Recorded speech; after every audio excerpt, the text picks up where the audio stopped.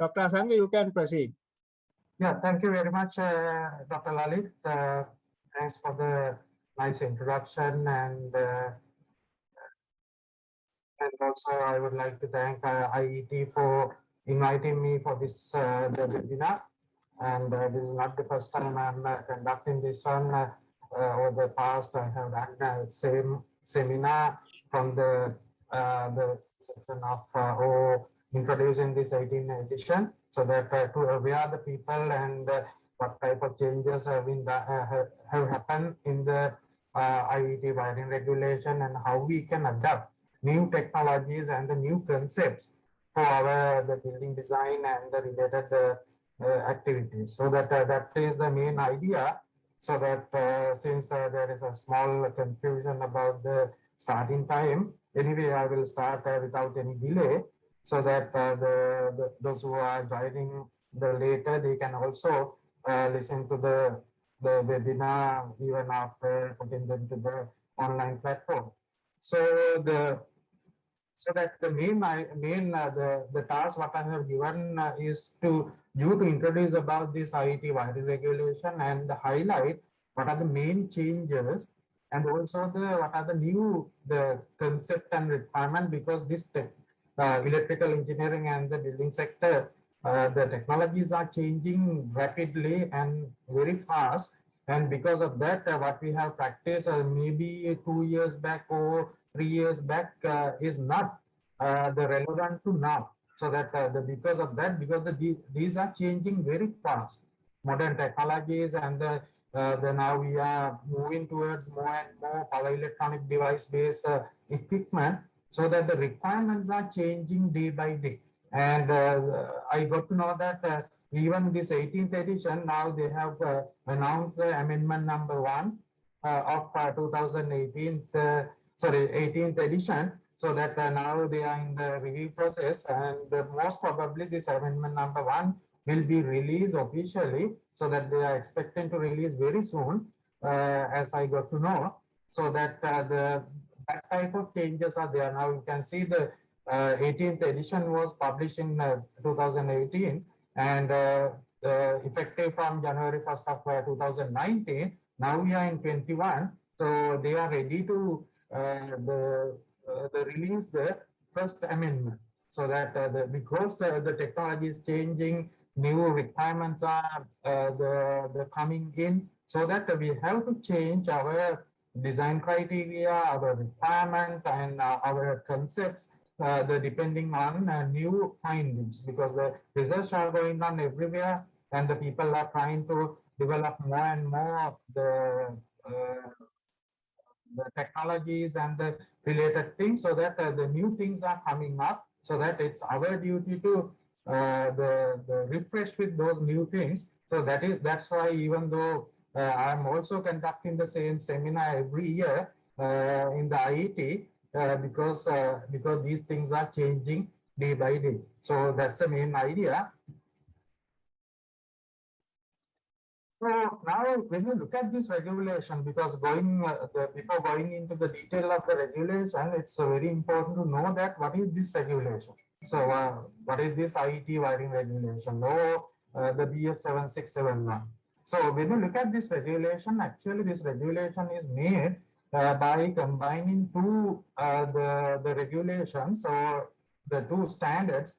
One is the European Commission of Electrotechnical Standard, and the International Electrotechnical, normally we know that IEC, so that the both are combined together, and then the IET published the new regulation, what we call as a IET wiring regulation, or the BS 7671.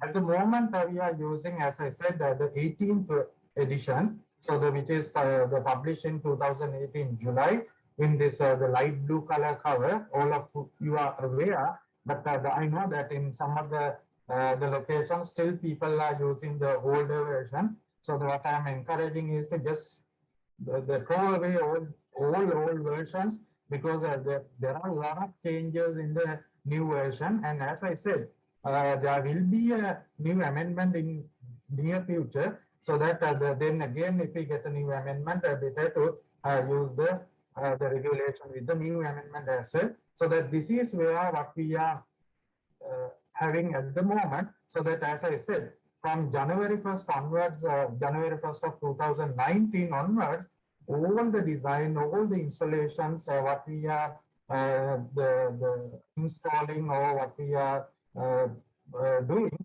or whatever activity we are doing related to this electrical installation field should follow this IET wiring regulation. That is the current status.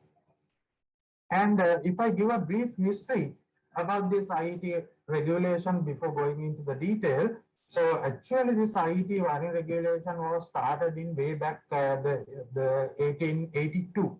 You can see it's the more than 100 years old, the regulation, and it's evolving. As I said, that the day by day these are changing. And actually this was started as, you can see the name of this regulation. It's a rules and regulation for preventing of fire risk rising from electric the lighting. So that's the at that time. So the people had this problem of the fire due to electric the lighting, and they wanted to have certain type of regulation to prevent that one. So that is the starting point of this IET wiring regulation. Then from time to time they publish. I'm not going to give one by one, but I'm highlighting the changes. Major changes happen in the regulation, and in third edition, which changed the name so that you can see in 1892, they changed the regulation name as a general rule recommended for wiring for supply of electric energy. Now you can see how that is the changing. That is the third edition. Then when you come to fifth edition, that the long the title was changed to a simple term called wiring rules in the 1907. So they changed the name as a simple wiring rule. That's why normally even still we are using call them as the wiring or the wiring rule or wiring regulation. That is the starting point of that terminology. Then in the eighth edition in 1924, that was changed as the regulation for electrical equipment for building. Now you can see the wiring rules were basically now narrowing or putting the focus on the building kind of things. So that's the name change. But in between there were several the editions, but they were using the wiring rules till 1924. Then from 1924 onwards, that the as a regulation for electrical equipment for building. Then there was a major change. So in 1966, so they changed the name as a regulation for electrical installations. Now you can see it's a major change. Now the wiring rule and those type of things were dropped, and they introduced a new term called electrical installation. Now the regulation for electrical installations in 1966. This is the time where even in Sri Lanka, we had the electrical act also in 1956, some kind of things. And at that time, electricity board was established. And then even in Sri Lanka, we started to adopt this IET wiring regulation, not formally, but as I got to know, the IESL and other the type of institutes basically promoted this one, because this is a very good the regulation which covers most of the electrical parts in the low voltage application. So that that time the engineers who were working in this area, basically because the most of the times we were influenced by the European, and because of that, even in our old buildings were done by most of the European companies. So that with that influence, even we started to adopt this IET wiring regulation in Sri Lanka. This is a turning point even in Sri Lanka. Then we had after the 15th edition, there was a 16th edition, and the 16 editions were published in different the books in different years, like the 1991 as a red color, then 94 as a green color, 97 as a yellow color, and the 2000, the one as a blue color, and the last one as a 2004 as a brown color, because those were the amendments, and the new editions were they published as a different books with different colors. These are the old those type of different regulations published in different years, and that was the 16th edition. Then there was a major change in the IET wiring regulation, that is the 17th edition. Even there was a structural changes happened. That's why I'm telling that still some of the people are having the 16th edition, because you can see the 16th edition was there for a very long time period, and the people were using that one even in Sri Lanka. So we were promoting the 16th edition, and because of that, most of the people were familiar with the 16th edition, and also they had this copy of 16th edition. But when we come to the 70th edition in 2008, there was a major change, even the terminologies, even the structure. For example, in the 16th edition, the testing and commissioning was there in the sixth the part, but that was changed to the part 7 in the 17th edition. Likewise, there were a lot of major changes in 17th edition.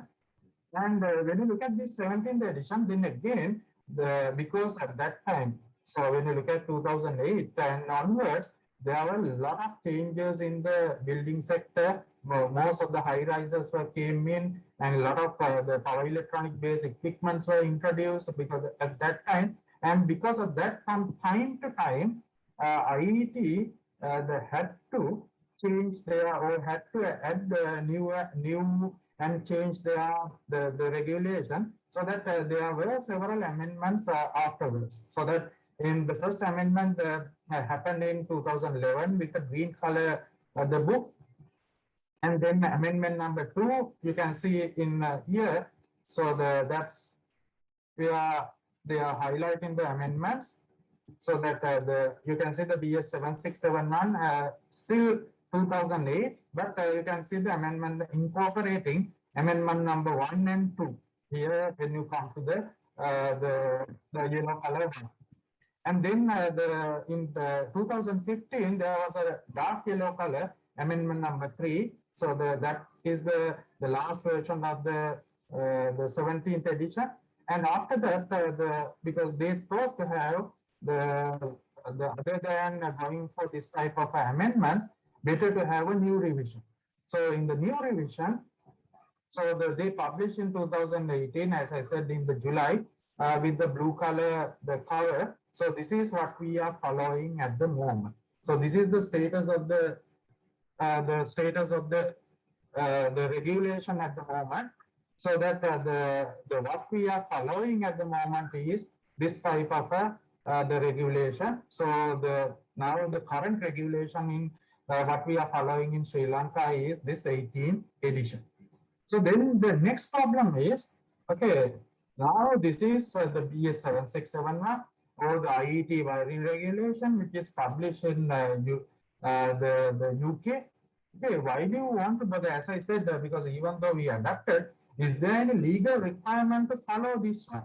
So now, as I said, because we have to follow this IET regulation, is there any legal requirement? Why we are bothered? Can't we have our own regulation, or can't we use any other? Because other than the BS, there are many other regulations in worldwide. Even there are IEEE regulations, and many other regulations are there.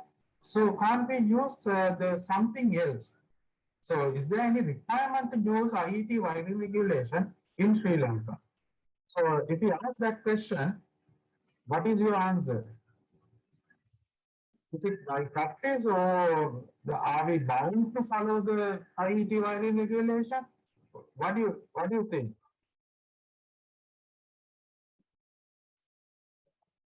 It is not the practice, because we are legally bound to follow the IET wiring regulation, because when you look at the legal framework, as I said, in the 1950s, so the first Electricity Act was published, but then there were several amendments in that one. But there was a major change to the Electricity Act in 2009, which was published as the Electricity Act number 20 of 2009. So the way that basically the change the structure of electricity, where the licenses were introduced and the regulator is also introduced as a Public Utilities Commission.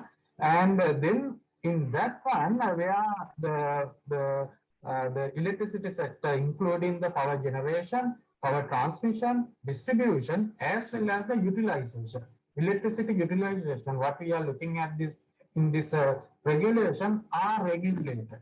So that now we have a regulated electricity sector, we have an Electricity Act, so that it's a legal document, the accepted and passed by the Parliament. So it's the legal document. Now we have to follow this legal document. If we are doing whatever electricity related activity, we cannot deviate from this Electricity Act. And there is an again amendment in 2013 as a Electricity Act number 31 of 2019, but it's an amendment to the 2009 Electricity Act. So now, is this says anything about IET wiring regulation? When you look at when you carefully go to the Electricity Act, that does not say anything about IET wiring regulation or BS 7671. So that when you look at this Electricity Act, because we know that our legal framework, the legal framework in the country is we have the Constitution. So that is the topmost one. And under the Constitution, there are acts passed by the Parliament. So that this Electricity Act is that kind of act. Then under the acts, we can publish. So that particular minister or whoever the power given to that particular person can publish regulations. So the regulations are come under the acts. So that then in the 2016, so this the Power and Energy, the ministry published the new regulation that is called Electricity Regulation under this act. So that again, this is also the legal document. So that is the gazette. So that's a legal document. So that's called the Electricity Regulation of 2016. When you look at that regulation, this is where this the talks about the wiring regulation. When you look at this one, that talks about all our electricity, the related installation related activities should be as per the 70th edition of the British Standard or the BS 7671. So that because this was published in 2016, because of that in the regulation it says as a BS 7671 2018, or you can see it's the latest version. So that because of this term, now whatever the IET published as a latest version, we have to adapt in Sri Lanka until the Sri Lankan Standard Institute published their own standard for the Sri Lankan standard. At the moment, we don't have a Sri Lankan own standard for electrical installation. So until the SLSI published a standard, so we have to follow the IET wiring regulation or what we call as a BS 7671.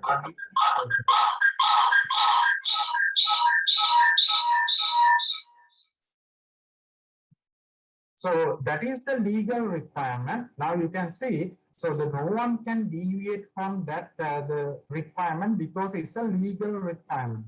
So that no matter the funds come from China or Japan or Europe or US, so that they cannot say that, okay, we are following our standard, because in Sri Lanka, so we don't have any other option other than following the BS 7671, the latest version. That is the legal requirement. So we cannot follow anything else other than this one, because now it is a legal requirement. Not like the previously we were following that the IET wiring regulation, but now it is legalized because in this the gazette it's already gazetted that we have to follow the IET wiring regulation. So that's the legal background of the IET or the IET wiring regulation or the BS 7671. So now when you look at this one, this is not the like a Bible. Okay, but there are certain locations we can apply this, and there are certain locations we cannot apply this regulation. Then obviously we know that if you are doing any residential building, commercial, public, industrial commercials, or the construction or exhibition, likewise you can see all different type of the electrical installations, but they should be the voltage should be less than 1000 volts AC or 1500 volts DC. So if we are doing any design, any installation or any construction, electrical construction in these type of location, and if that is the less than 1000 volts AC or 1500 volts DC, so that is for the designing, selection, erection, inspection and testing, we have to follow the IET wiring regulation. And also, you have to keep in mind there are certain the parts which are not covered by the IET wiring regulation as well. So that it's, as I said, this is not like a Bible where you can apply for anywhere in electrical installation. But for example, the supply as well.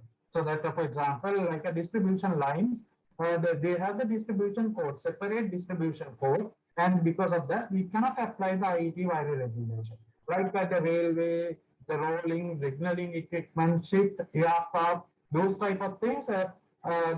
Even though the voltage is less than the 1000 volts AC or 1500 volts DC, we cannot apply this IET wiring regulation. That is the famous, because you have to keep in mind. So we cannot apply everywhere, even though we have a less than 1000 volts AC. There are certain locations we can apply, but there are certain locations we cannot apply this regulation. So that we have to be clear with that one, so that the residential, commercial, those type of the locations we can apply this one. This is the regulation we have to apply. Now we have to look at what are these the major changes happen in the 18th edition compared to the previous one. Because when you look at this 18th version, that was expanded the drastically, and there are a lot of changes happen compared to even the 17th edition. When you compare with the 16th, of course, there are whole set of the new regulations were introduced. But now when you look at the 18th version also, there are major changes compared to the 17th edition. That's why I said just throw away all your the previous regulations and only refer this one. But as I said, in the very near future, we will get the first amendment as well. So that then we have to refer that one. And here now you can see the lot of new special installations were introduced. So likewise here, every time when they are publishing, of course, there are new regulations, new locations were introduced. Similarly, there is a one new onshore units of electrical shore connected inland navigation vessels. So that it's a new special installation. Normally there is a very specific application for that one. But you can see when you look at the chapter changes, there are a lot of chapter changes and new additions.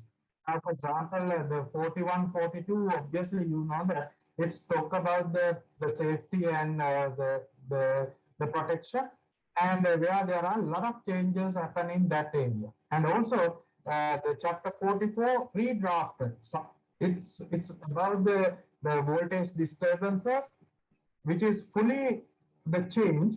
And because now new requirements are added, and the even new IEC the regulations were introduced, so that they have adapted those things into the BS 7671. And isolation and switching is a new the chapter, and also the chapter 53. So that is the SPD and the surge protection and the lightning protection. requirements were completely changed and new things were added. I will highlight those most important parts. I will not be able to go through all the requirements, but I will highlight some of the new most important requirements, as well as some of the other important aspects you have to look at, especially in the new the electrical installations. So that and also the energy efficiency. Of course, now we are talking about a lot of things in the energy efficiency within the building. So that even a distribution system design or our distribution arrangement design, we have to optimize the cables such a way that we can minimize the cable losses. Likewise, there are a lot of changes or a lot of the new things were added to the 18th edition. One of the thing is, okay, which I am highlighting here. So in the chapter 41, new requirements were added. One such requirement is this is mainly applicable for the foreign countries because very rarely we are getting these metal pipelines or the water and the gas pipeline. But now the lot of apartment buildings they are using some of the apartment buildings they are using these metal pipelines and the pipeline, they have changed this requirement because earlier it was a requirement to have a equipotential bonding of this one.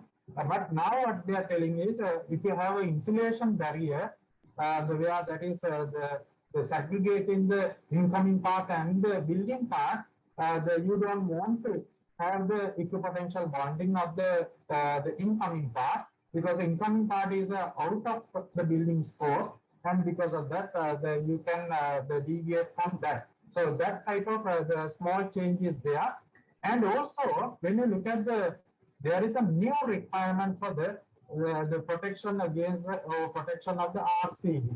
Now, when you look at especially within the domestic or the household premises, it's made the RCD protection as a mandatory requirement, and you have to the installer RCD with the residual current not exceeding 30 milliampere or your sensitivity not exceeding 30 milliampere for the final circuit, including the luminaire, because the sometimes people omit the luminaire because even nowadays there is one of the problem is most of the LED luminaires they are creating certain type of leakage currents, especially due to the EMC filter, and because of that, there was a tendency of omitting this LED and the luminaire from the RCD.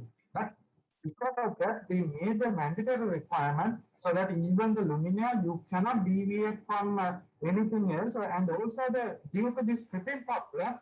What the people have done is, okay, instead of a 30 milliampere, they increase it to the 100 or sometimes 300. Likewise, sometimes even you have the same experiences because if the contractor, if whoever the installer install the LED, especially with the LED, so with their harmonic, sometimes our RCD trip off. What the people do is to avoid that one, if the 30 milliampere trip off, they increase it to the 100. Even 100 milliampere trip off, they increase to the 300. Likewise, but now in the regulation itself, they made a barrier saying that, okay, you cannot exceed more than 30 milliampere. If there is any harmonic or anything, you have to choose the correct type of RCD, like other than going for the normal AC type of RCD, you can go with the B type or F type, those type of RCD, but you cannot exceed the leakage current, the sensitivity of the leakage current more than 30 milliampere. So that is one of the key changes you have to keep in mind, because I have seen that many electrical installations or many buildings where you have a large number of LED luminaire, people tend to use the RCD, the sensitivity little higher than 30 milliampere. Most of the cases, something like 100 or 300. Even I have seen 300 milliampere RCDs were used for the luminaire circuit. With this regulation, you cannot go like that. You have to protect with the 30 milliampere the RCD. And also there are certain additional requirement. Now when you look at the socket outlets, what it says is again, because this is also the additional requirement, so that in the you have to have the RCD which is not exceeding 30 milliampere for the final circuit of the socket outlets, which is not exceeding its current value, the 32 ampere. So that obviously we know that all our socket outlets in Sri Lanka, what we are using is a 13 ampere or type G type of socket outlet. Then obviously those circuits should be protected with the 30 milliampere RCD, and also these are not applicable. There are certain socket outlets which are the SCLV or FELV, especially for the FELV, the functional extra low voltage the circuits. This requirement is not applicable. Other than that, all the other ordinary type of the requirements of the protection is mandatory because because this is enhancing the safety of the people, and if there is any leakage, that will be detected. So that is where even in the 17th edition, this RCD or the automatic disconnection of the circuits under the fault condition was highlighted, but now they have imposed additional or the very strict rules for the final circuits. Okay, so that is another thing you have to keep in mind. Also, there is a new requirement. So this is a brand new regulation. So which is the talking about the arc fault detection. Normally, we know that in a traditional way, when you look at the distribution board, even the final distribution board, we are mainly focusing on fault protection, or normally we are going with the RCD, residual current devices, plus the overcurrent protection, so that where we are having the circuit breakers. So those are the traditionally what we are the thinking as the main protection.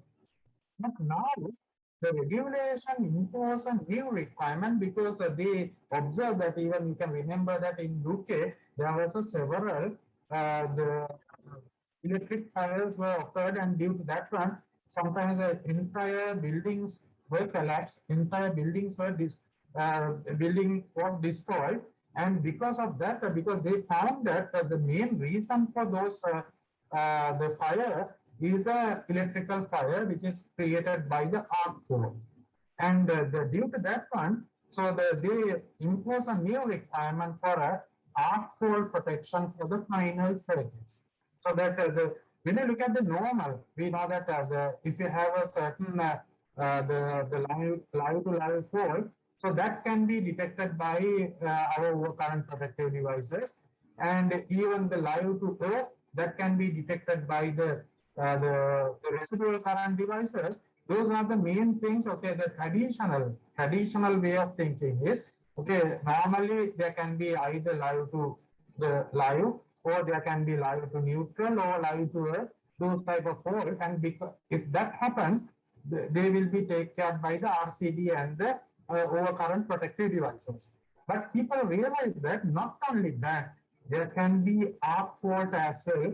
So that if there is a loose connection, if there is any the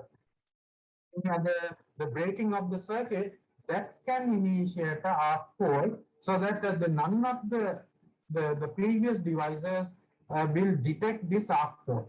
And because of that, they highlighted this arc fault requirement, so that you can remember that there were a lot of these type of the fires happen in the Europe, so that because of that they impose this requirement.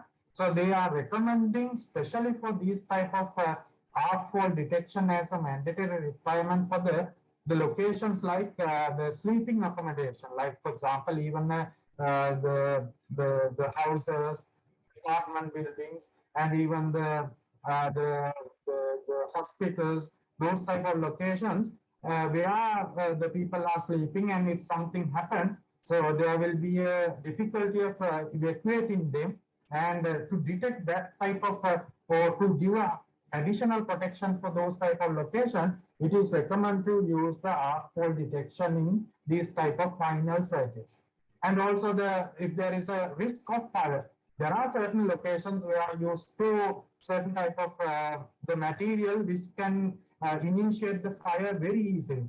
So that in that type of location, like the wood workshop and any other the combustible material storage location, those type of location, obviously we have to go for this arc fault protection. Now, as I said, the traditional thinking is we need to have, we are considering as a RCD and the circuit breakers as a mandatory requirement. Not only that, now there is an additional requirement, especially like these type of location. So if it is this type of a location, then this arc fault detection, the device is a mandatory requirement. So that this is a new addition. Keep in mind, final circuit should be protected with arc fault the detection devices. And also, as I said, there is another requirement, especially like the voltage disturbances, because this is also the newly added one. As I said, that they have redrafted this one, so and expanded the entire the regulation, because this electromagnetic disturbances are the new additions to the electrical installation. Because now we are working, as I said, we are incorporating more and more power electronic devices. All these power electronic devices are working in very high frequencies, so that they are generating the harmonics, not only harmonics, but the high frequency component. So the harmonics are the components which are propagating through the conducting medium. So that lower the harmonic or lower the harmonic order, they generally they generally propagate from one location to the other location through the conducting medium. So if it is conductive medium, okay, you can detect it, you can put certain filters without any problem. But when you have high frequency component, not only the conductive medium, they are propagating not only through the conductive medium, but also they are conducting through the air. So that there can be inductive coupling, there can be capacitive coupling, or there can be radiative coupling. So that because they sometimes travel from one location to the other location, sometimes many the meters, or sometimes in many kilometers, depending on the frequency and the disturbances you are generating. So that because of that, there can be electromagnetic disturbances from one circuit to the other circuit. So that the people highlighted this problem, and because of that, you cannot manage this electromagnetic disturbances as we are doing in the usual manner. So that's why they have incorporated a lot of new things to this the voltage disturbances. Voltage disturbances is also the same thing. Like for example, normally we are assuming that we have the 50 hertz supply and fairly the constant supply, but obviously we know that now we are getting more and more voltage disturbances like surges, the lightning and other type of switching surges. And nowadays, what will happen is our equipments are very sensitive, because they are working in a very low voltages and their insulation levels are very low. And because of that, even the minor voltage disturbances can interrupt them and can damage them. That's why they have highlighted this one, and as a new requirement, this surge protection and the electromagnetic compatibility and those type of things are incorporated as a new requirement. So that even for this, when you look at this, the voltage disturbances, especially like surges, so the earlier version, like the 17th edition, what they have said was, okay, the designer can evaluate the risk, and then the depending on the risk of the lightning and the risk of voltage disturbances, he can incorporate whatever the surge protective devices to protect our electrical system. But in the new one, okay, what they are telling is, okay, that there are certain locations we need this the surge protection as a mandatory requirement. For example, like where there is a risk of serious injuries or loss of life. So for example, like a co-located with the people are affected, and also the if you are giving certain public service, like for example telecommunication service or any other type of public service, so then you have to have a surge protection as a mandatory requirement for those locations, so that there can be a certain dimension to the people because we give the highest priority to the people, or else if it is a public service, then so that you don't want to do any risk assessment, it's a mandatory requirement to have a surge protected devices in those locations. But the other locations, the designer can do the risk assessment, and if the designer is not doing the risk assessment, then again, so this over voltage protection is mandatory. Okay, you can see so that they have highlighted certain location as a mandatory requirement, and also the other location the designer can do a comprehensive the risk assessment, and also in the 18th edition this risk assessment is also incorporated into the IET wiring regulation, so that they have given a guideline how to do the risk assessment. But if the designer is not doing the documented risk assessment, then it is mandatory to have the surge protection. You cannot deviate from that. Likewise, they have imposed the requirement because they identified that, okay, now when we are going with new installation without these type of fault detection, surge protection, you will not be able to maintain your electrical system in a good health. So that's why they have imposed these type of new requirement as a mandatory requirements.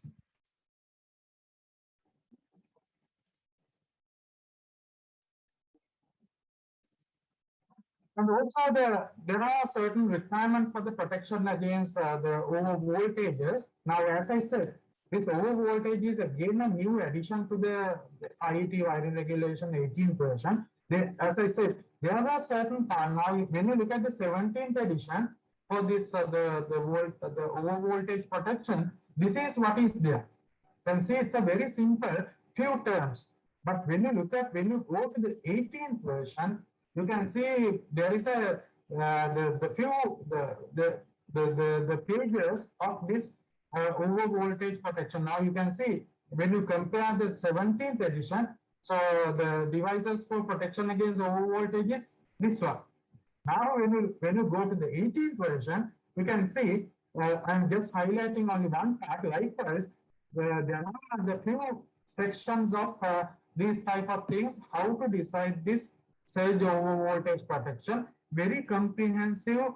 The details are given because they identify that this surge protection as a mandatory requirement for new installation. Otherwise, you will not be able to operate your installation, because we are getting more and more the very sensitive equipment now. Even when you look at the lighting luminaires, most of the luminaires now coming with the LED with the driver circuit, so that if you do not provide the surge protection for your distribution system, you will not be able to operate them. They can damage very easily. Even a minor voltage surge comes into the building.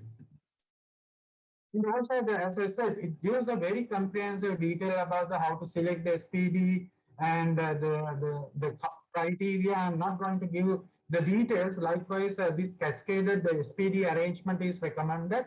And for example, type 1, type 2, likewise, how to select this SPD, all those informations are given. That's why I said, okay, refer the new version, okay, throw away all because when you look at the older version, you will not find out these type of details. Now, these are new addition to the IET wiring regulation.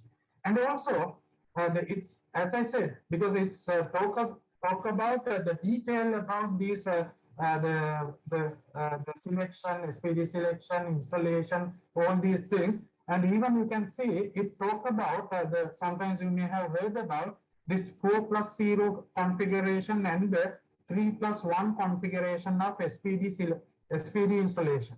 So that normally when you look at the different type of earthing arrangement, there are different options available for installing the SPD.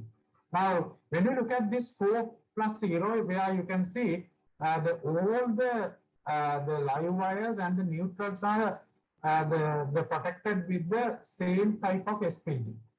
Where when you look at the 3+1 configuration, where you can see that we have the live to neutral SPD.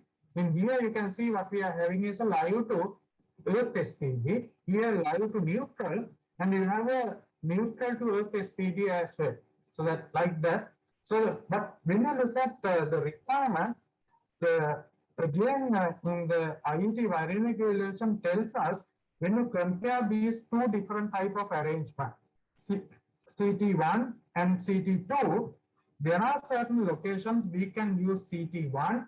There are certain locations we have to use the CT2, where you can see, for example, when you look at the CT1, you cannot use it for the TT earthing system. There are TT earthing system. So you can use this type of surge protective devices, this type of arrangement only if you have a RCD before the surge protector. Otherwise, you cannot use this type of arrangement, because I have seen that many locations in the TT arrangement, people have used this type of a surge protective device arrangement for the TT distribution system, which is not allowed. Which is not allowed. Only you can use this arrangement if you have the RCD before the SPD, not in the downstream. But normally we know that we are putting the RCDs for devices in the downstream, because otherwise what will happen is every time when the surge protective device divert the surge, the RCD can trip off. So that can give a nuisance tripping. But that's why normally when you look at this RCD, if you are putting RCD before the SPD, what the regulation says is you have to use a type S SPD or the delay type SPD. Otherwise, that can create a nuisance trippings. For TT arrangement, the recommended SPD arrangement is this one. This is where you can see as a Y. Y is you can use it, yes, but the other one you cannot use it. But for the TN, of course, you can use either CT1 or CT2. Only problem is TT earthing arrangement, because we know that in Sri Lanka, most of the designers follow the TT designing arrangement. But I have a different opinion on that one. But when you look at the TT earthing arrangement, keep in mind CT1 arrangement is not allowed unless you have a RCD before the SPD. If you have the RCD after the SPD, then you have to go with the CT arrangement. Likewise, those type of the details are also given in the regulation. So as I said, because this is one of the key the mistake most of the installation the people or even the panel manufacturers does, especially when you are having a TT earthing arrangement. Keep in mind, so if your RCD is in the downstream side, then if you are putting a surge protected device, it should be 3+1 arrangement, and you can go with the 4+0 only if your RCD is upstream. But if you are putting the upstream, you cannot use the normal RCD. You have to use the delay type RCD. That is again keep in mind. And okay, those are some of the highlights where what I want to highlight. These are not the only things, but also some of the new requirements for the electrical installation, as I said, because when we are working with the new modern buildings, so there are certain requirements where we have to fulfill. As I said, traditionally we know that okay, normally when you look at the IET wiring regulation, that defines different type of earthing arrangement. But sometimes even in some of the lectures which I did in IESL, I asked, okay, what is the earthing arrangement you recommend in Sri Lanka? Most of the people say that, okay, we generally go for TT. Even here, sometimes even the utility people comes and check whether, okay, whether you have a transformer earth, whether you have a separate earth for the building earth. Likewise, okay, even that is the traditional view where people look at whether you have at least two different earth, one for the transformer, one for the installation. Like that, same in that, okay, you have a TT earthing arrangement. But the TT earthing arrangement is fine for the distribution system. But if you have a bulk supply, or nowadays most of the high-rise building where you have a restricted area where sometimes you will not be able to find out a location to install electrically separated earth. I am telling electrically separated earth so that you can put earth electron, but they will not be electrically separated because if you want to maintain a TT earthing arrangement, you need to have electrically separated earth. But some locations you have a very restricted area. So the designer designed a system as a TT, assuming your cable calculation, flow calculation, everything. You do your design as a TT, and at the end you are trying to find out a location to install transformer earth and the installation earth. Sometimes you will find out in the building environment you will not be able to maintain two separate earth. So that ultimately what will happen is you design the system as a TT, but operate as a TN system, because ultimately this transformer and the building earths are combined together due to the component of the building system. So there can be situation like that. Because of that, don't keep in mind that the only earthing system which we can follow in the Sri Lanka is TT, because if you are following the IET wiring regulation, now as I said, because as a legal requirement, now we are following the IET wiring regulation. IET wiring regulation define TT earthing arrangement, TN earthing arrangement, and the IET earthing arrangement. All are defined there. So if it is defined, so no one can say that you cannot use this earthing arrangement, you can use only this one. But IET itself tells us, okay, some earthing arrangements are not recommended to some of the locations, like that. Okay, there you can follow the IET and decide, okay, what type of earthing is required. So likewise, now, as I said, when you are taking a supply from normal distribution supply, like normal distribution transformer, generally less than 60 ampere three-phase supply, or it can be a 30 ampere single phase or 15 ampere. Normally, we are not using 15 ampere at the moment, or 30 ampere three-phase, like that. So if you are using that type of the connection, normally we call them as a 4-wire connection, where we are not getting the good connection. Then our design should be TT.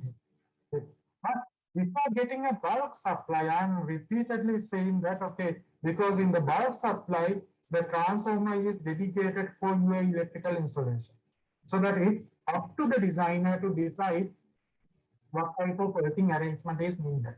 So when you look at the earthing arrangement now, because we go for TT just to reduce the earth connection, the cost. Otherwise, the best thing is because if you have a neutral, and if you want to send whatever the abnormal current to the closed path, then the best thing is to connect it to the neutral path. So that because you don't want to create a high impedance path, because in the TT system, you are creating a high impedance path, and due to that one, there can be many other problems. Detection problem, fault detection is difficult. Likewise, all of them are not there in the TT arrangement. That's why even when we look at IET wiring regulation and the European practice, they are practicing the TN system, because that is the best way where you can do the protection coordination. Because whatever the fault happens, if you are sizing your cables to suit with that requirement, then that is fine. So that likewise, there is no requirement to have any installation as a TT, because if you have a restricted area where you cannot maintain different electrically separated earth, then better to do a design with the TN arrangement with the better protection, better the protection coordination, like that. Okay? So that is one thing you have to keep in mind. And also, I will go through this one without since the time is already passed. And the other thing is, when you look at this the earthing arrangement, now the new concept is we have to have a equipotential bonding. Okay, so it can be either TT earthing or TN earthing, but within the installation you have to maintain the equipotential bonding. Now the previously we were talking about different type of earthing like the clean earth, dirty earth, like that. Those concepts are no longer accepted. So that within the installation, so that you have to decide whether you want to maintain transformer separately and the installation earth separately or combine them together, but it doesn't matter. But within the installation, everything should be connected together. No matter whether it is a lightning arrestor, no matter whether it is your electrical earth, or your instrumentation earth, or your telecom earth, whatever things should be connected together as a equipotential bonding, so that even when we are connecting them, for electrical equipment, you have a circuit protective conductors. Those are the first one. These are the also you have to keep in mind these terminologies, because everything sometimes people call as a conductor like that. But you can see there are three type of conductors. One is the circuit protective conductor, then the protective bonding. You can see that one is a protective conductor, other one is a protective bonding, like for example, like if you have a metal pipes or steel, certain type of exposed steel conductive parts or anything, everything exposed to the outside area should be connected to the equipotential bonding. So those are the bonding conductors. And also there can be supplementary additional bonding conductors. And also there is a earthing conductor. Again, you can see now there are two type of conductors. One is the protective conductor and the earthing conductor. And two type of bonding. One is the main protective bonding. Other one is a supplementary bonding. Those are, you can see the term bonding. Two wires are called as a bonding wires.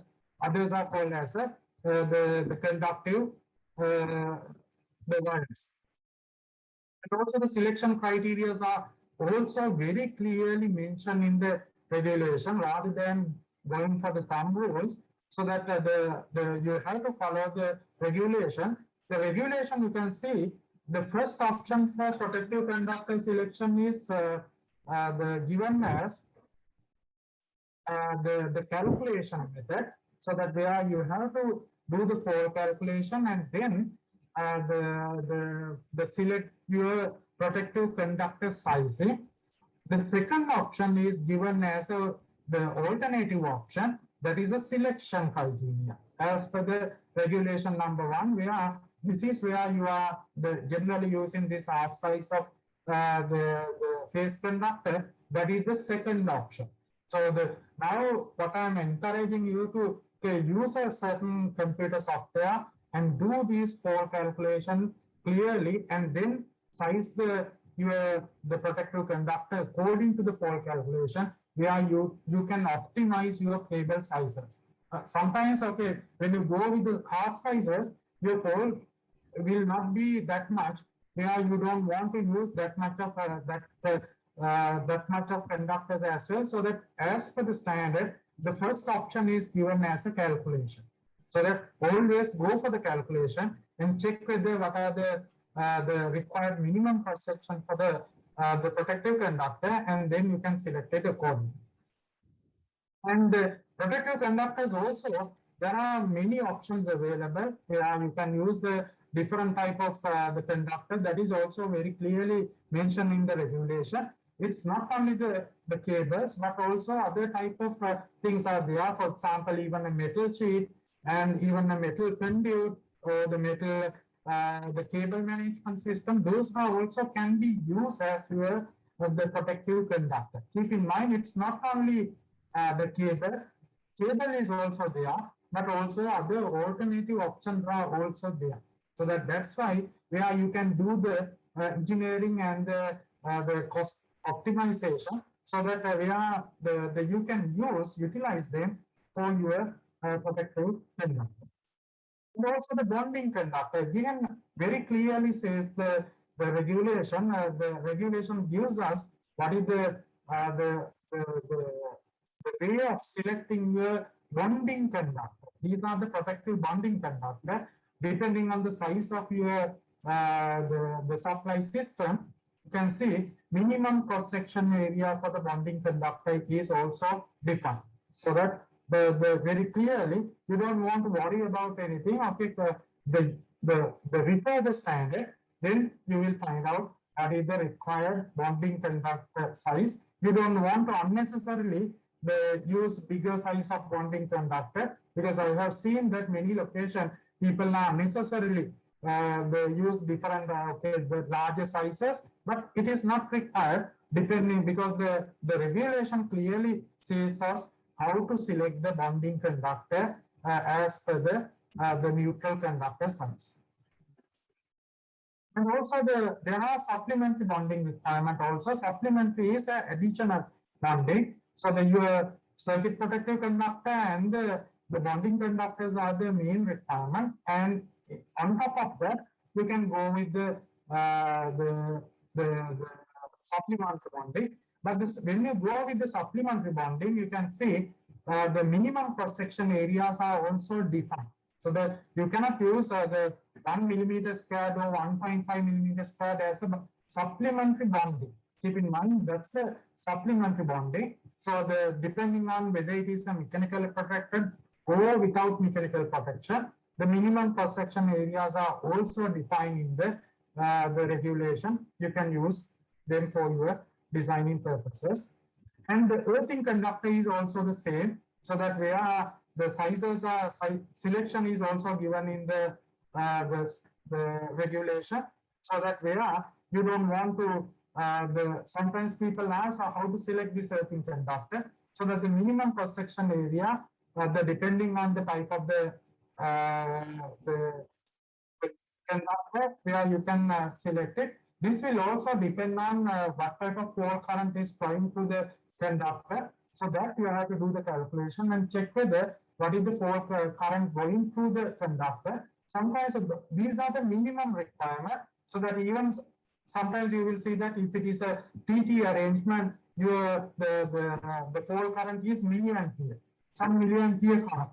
But even milliampere current, if you calculate what is the cross section area, you will see that you cannot reduce the minimum cross section area the less than 2.5 millimeters square. Even you can see, even the calculation gives you 1 millimeter square, you cannot reduce it to less than 2.5 millimeters square. These are the requirements. Likewise, depending on the fault current, you have to size the earthing conductor accordingly.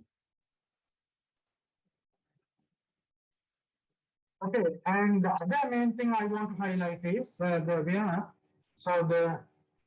I said, now this concept of clean earth, dirty earth, and the lightning arrestor, instrumentation earth. Likewise, okay, the earlier people were using different terminologies and the put different. Even now, I have seen that some new buildings also people try to put these type of different earth in different locations, saying that okay, we want to have an isolated earth in this location, and we want to have a separate earth for the lightning arrestor. Don't connect the lightning arrestor to the main earth. Likewise, the people have different needs. But new concept is okay. They're within the same premises. You cannot maintain different type of earth, because what we have is only one earth. Okay. So that whatever things we connect to the earth, that we call them as a earth. So that what we want to have is the equipotential bonding with proper the surge protection. Then we can maintain we can safely operate the electrical installation. So that as per the IEC, and also these are also adapted in the IET Wiring Regulation, this single earthing or the multiple with the single earthing is also not recommended. Now what we want to have is the three-dimensional earthing. This is also very clearly shown in the new IET Wiring Regulation. So that this is as I said, the IEC 61005 the -5-2 standard, same standard as it is adopted by the IET new regulation. The 18th version. These are the pictures of the from the IET regulation. So that what they are telling is, okay, you want to maintain equipotential bonding and the equipotential zoning. So that at the beginning, with the structural earthing and with the foundation earthing, you have to design your earthing system. So later the electrical engineer comes later after doing all these construction, and then they start to design the earthing system and the distribution system is not acceptable at the moment, because they have to get involved with the beginning, and you have to have a foundation earthing. And because if you have a foundation earthing, you see, individual earthings are no longer requirement. Now still people are trying to put the inspection pits and the different type of earth electrodes around the building. Those are no longer the recommended or no longer required. What I'm saying is not recommended, no longer required because you can go with the structural earthing. That is the new concept, the promoted by all the standard, so that where you have to have a equipotential bond. And the one last thing, other thing is the IET Wiring Regulation new version also highlights about the electromagnetic compatibility. So that because now there are a lot of different type of services within the building, so that where you may run different type of cables or different type of services in the same location.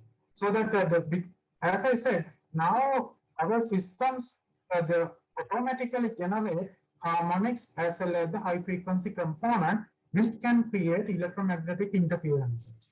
Because of that, when we are operating different type of services, because normally there are 4 type of cable, 4 type of circuits are defined by the IEC wiring regulation, IEC standard. That is the highly sensitive circuits and the sensitive circuit, and the highly the disturbing circuit and the disturbing circuit and the highly disturbing circuit. Depending on those type of different circuits, you have to use different type of cabling system. For example, if you have a highly disturbing circuit, you have to have a 360-degree screening, and the screening should be earth, so that you can reduce the electromagnetic interferences. And also you have to maintain minimum separation, so that depending on the voltage level and depending on the type of the circuits you are following, you have to maintain the minimum separation. That is also highlighted in the regulation. Please go through those type of new requirements. The tables, those type of things are newly added to the regulation, so that look at those things very carefully, because these are highly important in the modern building. Because otherwise, if you do the installation as usual, so during the operation there can be many problems. Sometimes you will not be able to detect what is the reason for those type of disturbances. Sometimes most of them are due to these type of electromagnetic compatibility issues. So that you have to decide them at the beginning, so that otherwise you will face a problem in the during the operation. Okay, so that normally this the cables aggregation, those type of things are also highlighted in the regulation. So with that, I will stop my lecture, so that basically giving you some kind of a highlights that okay, what type of new requirements are there in the IET wiring regulation, and what type of the basic the highlights in the 18th version. Probably we will expect that okay, there will be a new requirement in the coming amendment, so that keep that in mind. Okay, I will stop my talk from this point. Thank you very much for listening, and I hope you got some idea about the regulation, and this just an introduction. So where now you have some idea, get the new version and go through it, then you will get a very good understanding about the new concept of the regulation. Thank you very much. Over to you, Dr. Lalit.